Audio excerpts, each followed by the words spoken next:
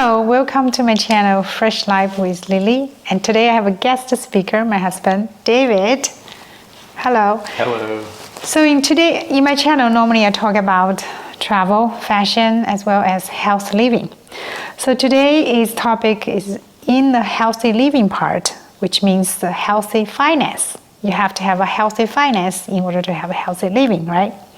This topic actually is coming up from the conversation I had with my husband David, and we talk about, as a vice president, financial consultant from Fidelity Investments over 20 years, I always help my high net worth clients talk about end of the year planning, and there's some checklist. I want to make sure they do it before the end of the year. So this is the topic we come up, the conversation I had with David. So today I want to share with you 8 things you can look into it before the end of the year for your finance. Can I jump in? Sure. So that's totally right. I know Lily and I were in the car recently and we were driving, and I said to her, I know that throughout your years, the end of the year is very busy. People seem to be making all these financial moves. Everybody's doing things. What are they doing? Are we missing out? Are there some financial moves that we're supposed to do to be smart? So these are the 8 financial moves everyone should consider doing at the end of the year. Yes, and throughout the video, I might look at down my notebook because there are a lot of points. I want to make sure I don't miss anything and don't forget about it. All right. The first one is, you have to think about your healthcare deductible, right? Because throughout the year, you probably already meet your deductible limits. And if you have some procedure or surgery come up, you should plan ahead, try to do it before the end of the year. Because starting January 1st, 2022, that deductible limits is restarted, which means the first few procedures you do, you have to pay out of your pocket to meet that deductible again. So that's very important to review that before the end of the year. So just to make sure I got that, so throughout the year, you've probably gone to the doctor enough that you've met your deductible. So all the doctor's visits you're having, you're not paying anything out of pocket. So make sure if there's something big coming up, schedule it before the end of the first of the year, or before the first of the year. Correct. Okay, got it. That's right. Good. So second point is that you have to make sure if you have a FSA account, flexible spending account, because a lot of employers allow you to put money aside to pay for your healthcare related expenses. But that type of account, normally, if you don't use it by the end of the year, you will lose it. So make sure you check your balance. If you still have money there, don't leave the money on the table, right? Because starting January, no matter how much balance you have, you cannot use it. So that's very important. Does that impact people who are retired at all? This is normally when you retire, you don't have this type of account. Right, because you have to be working. Okay. Yeah. Very good. Right. And the third point is monitor your credit score, right? So end of the year, it's a good practice annually to check your credit score. You can check it on the website, get a free credit reports. Just know where you are stand for, right? In case you need to refinancing your mortgage or apply for credit card or anything like that, you know where you stand for.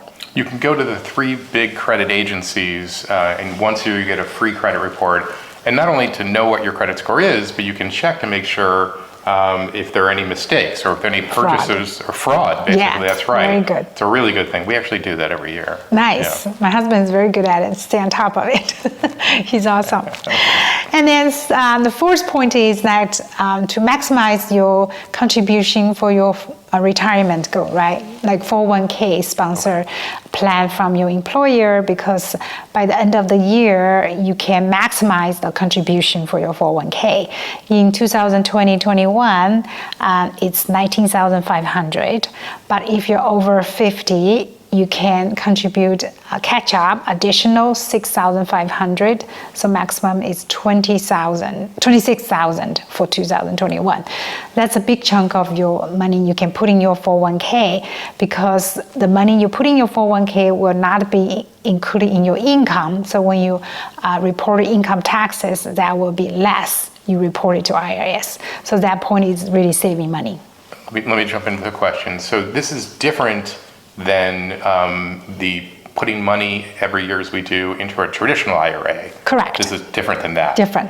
So when you say, to continue the conversation, I was asking, just wanted to clarify, I know every year we can put, I think it's 5,500 or something like that, 5,700 into a traditional IRA. 5,500. And that's out of pocket, we put in that directly. Correct. What you're talking about is actually adjusting how much is deducted from your paycheck. Yeah, this is a company employer sponsor 401k. A lot of companies also do a matching.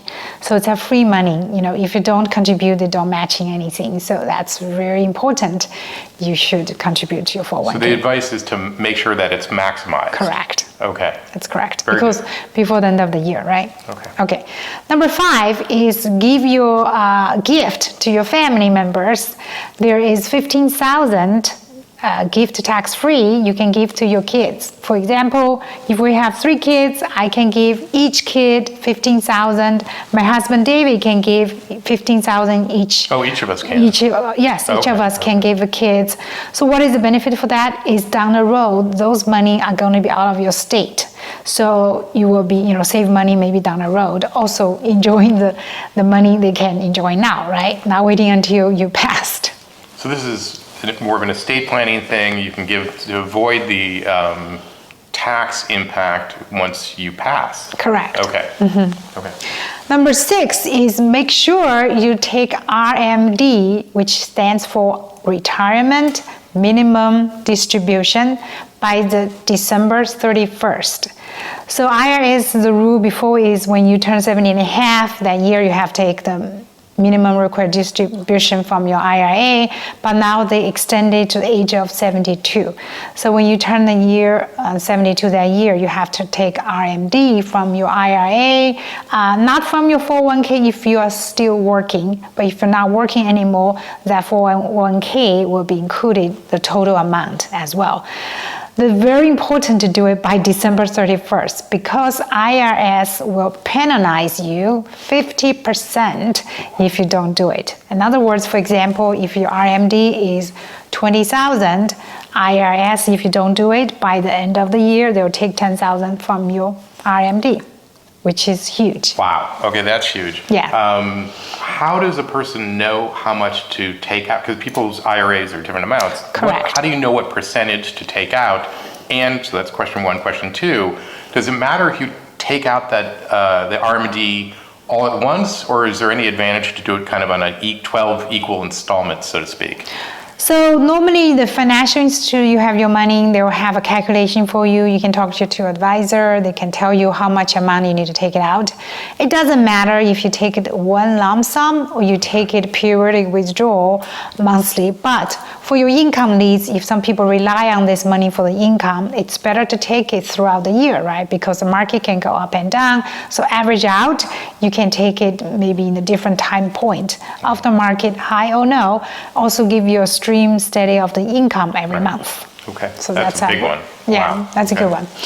Number 7 is rebalancing your portfolio, right? Once a year or throughout the years. But end of the year, it's also very important to relook at your asset allocation strategy if it's still aligned with your risk tolerance, with your time frame.